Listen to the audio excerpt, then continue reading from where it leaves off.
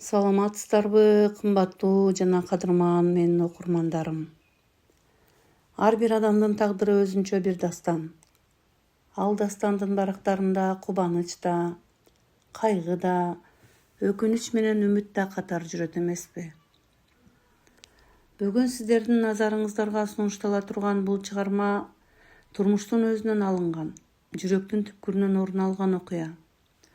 Бул жөн гана көркөм сөз эмес, бул жашоонун ачуу таттуусун татып, турмуштун бороон чапкынында адамдык сапатын, ыйманын жана эң башкысы энеге болгон мээримин жоготуп, кайра тапкан инсандын тагдыры. Келиңиз, урматтуу окурманым, убакытты бир азга токтотуп, чогуу ой толгоо жүргүзөлү. Мээрим чырагы сиздин да жүрөгүңүзгө жылуулук тартуулап, жашоого болгон көз карашыңызды жаңыртат деп ишенем. Анда эмесе баштасак, сапарыбыз байсалдуу болсун. Күз айынын акыркы күндөрү эле. Шамал бактардын акыркы алтын сымал сары жалбырактарын жулуп алып, асманга сапырып жатты. Карыган Асель апа терезенин алдында отуруп, сыртты карап терең үшкүрүндү. Анын колдору калтырап, өмүрүнүн көптөгөн сыноолорунан калган бырыштарды айтып тургандай эле. Асель апа жалгыз эмес болчу, бирок өзүн ушунчалык жалгыз сезчү. Жолдошу Эбак дүйнөдөн кайткан. Жалгыз уулу Эрмек шаарда, чоң кызматта. А келини Айжаркын болсо өзүмчүл, байлыкка жана сырткы жалтыракка кызыккан аял эле. Алар Асель апаны шаардагы заманбап үйлөрүнө алып келишкени менен, ал үй апа үчүн алтын тордой сезилчү. Апа, дарыңызды ичип, бөлмөңүзгө кириңизчи. Бүгүн биздин үйгө өтө кадырлуу коноктор келет. Ызы-чуу болбой өз бөлмөңүздө отурганыңыз жакшы, деди Айжаркын суук үнү менен бөлмөгө кирип. Асель апа аны угуп унчуккан жок. Ал келининин кадырлуу коноктордун алдында айылдык, эскиче кийинген кемпирди көрсөткүсү келбегенин абдан жакшы түшүндү. Асель апанын жүрөгү ооруп кетти. Бирок уулу Эрмектин тынчтыгы үчүн эч нерсе дебестен башын ийкеп бөлмөсүнө карай бет алды. Эрмек жумуштан келип, үй конокторго толду. Күлкү, шарактаган үндөр, кымбат баалуу ичимдиктердин шарактаганы угулуп жатты. Эрмек апасынын бөлмөсүнө баш багып да койгон жок. Ал азыр ийгиликтүү ишкер деген аттын артынан чуркап, эң башкы байлыгын, энесин унутуп бараткан эле. Асель апа караңгы бөлмөдө отуруп Кудайга жалынды. О жараткан, уулума ыйман бер, көзүн май басып кетүүдөн сакта. Анын мага кылган бул мамилесин балдары өзүнө кылбасын эч качан. Эне жүрөгү өзү кордук көрүп жатса да, баласынын келечегин тилеп, ыйлап жатты. Жылдар биринин артынан бири өтүп жатты. Эрмектин бизнеси гүлдөп, ал өзүн бул дүйнөнүн кожоюнундай сезе баштаган. Бирок турмуш эң бийик учкан кушту да бир заматта жерге түшүрүп коюуга кудуреттүү экенин ал унуткан эле. 2026-жылдын жаз айында Эрмектин эң чоң өнөктөшү аны сатып кетти. Анын айынан бардык мүлктөрү камакка алынып, карызга батты. Кечээ эле алдында жүгүрүп жүргөн достору заматта жок болушту. Үйүн, машиналарын тартып алышты.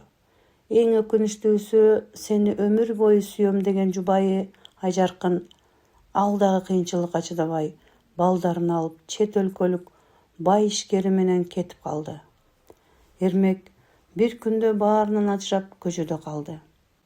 Ал түнү жамгыр куюп жаткан. Шаардын четиндеги эски ижарага алынган бир бөлмөлүү үйдүн босогосунда Эрмек башын мыжыгып ыйлап отурду.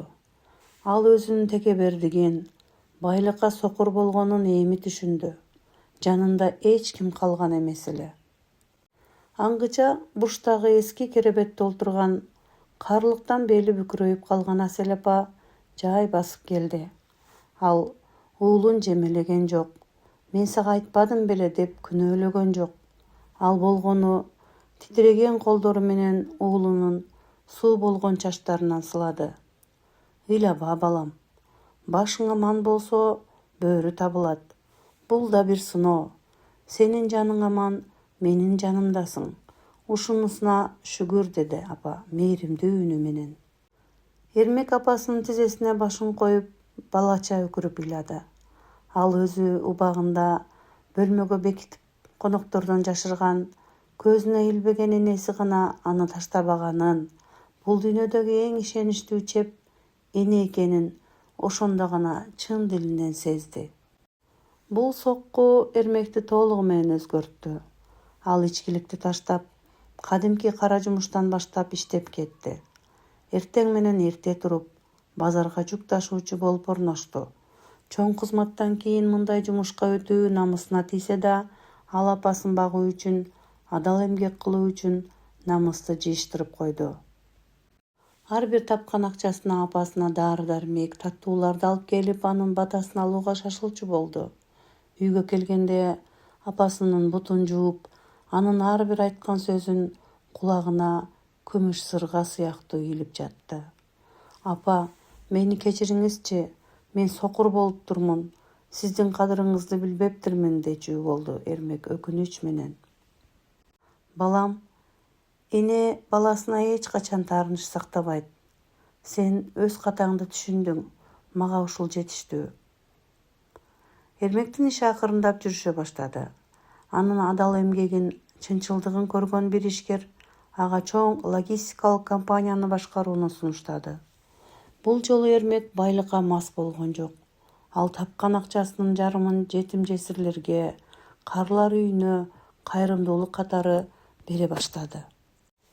Ошентип күндөр өтүп, көп өтпөй ал Назира аттуу ыймандуу, мээримдүү кызга үйлөндү.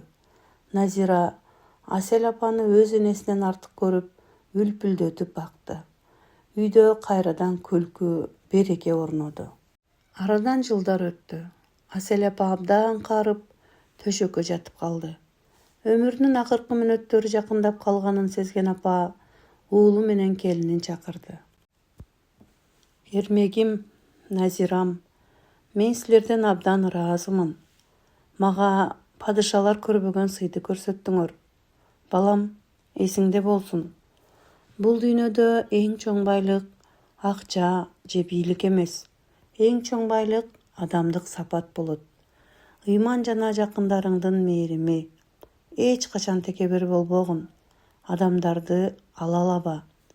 Мээрим чырагыңар эч качан өчпөсүн, деди да Асель апа жылмаюу менен көзүн жумду. Эрмек апасынын дүйнөдөн кайтканына каттуу кайгырды.